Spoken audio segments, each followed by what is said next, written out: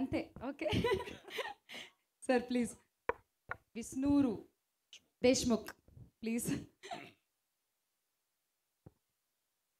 వేదిక మీద ఉన్న పెద్దలకి, పాత్రికేయ మిత్రులకి, ప్రేక్షక అభిమానులందరికీ నా హృదయపూర్వక నమస్కారాలు. ఈ చిత్రంలో నేను రాపాక రామచంద్రారెడ్డి, విష్ణూరు దేశ్ముఖ్ రాపాక రామచంద్రారెడ్డి అనే ఒక మంచి దుష్ట పాత్ర చేశాను. రజాకార్ ఇది చరిత్ర పుటల్లో మిగిలిపోయిన దారుణ మారణకాండ. దానికి దృశ్యరూపమే ఏటా సత్యనారాయణ గారు దర్శకత్వంలో నిర్మాత గూడూరు నారాయణ రెడ్డి గారు నిర్మించిన చిత్రం. చాలా అద్భుత చిత్రం.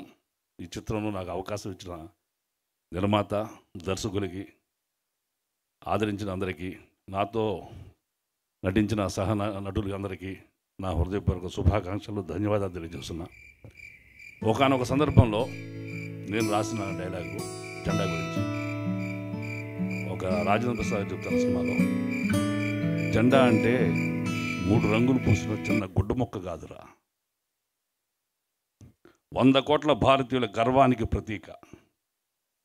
అది రెపరెపలాడుతుంది ఈ వీచే గాలి వల్ల కాదురా, దాన్ని కాపాడతాకి ఎందరో దేశభక్తులు వదిలిన తుది శ్వాస వల్ల. సెల్యూట్ చేయరా అని హీరోకి బోధిస్తాడు.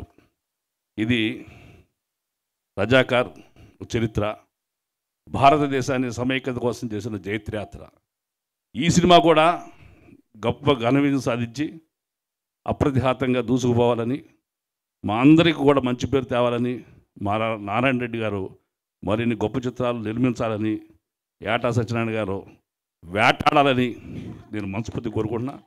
I wish you all thanks to the team of Razakar. Thank you. Thank you. Makarand Deshpande G.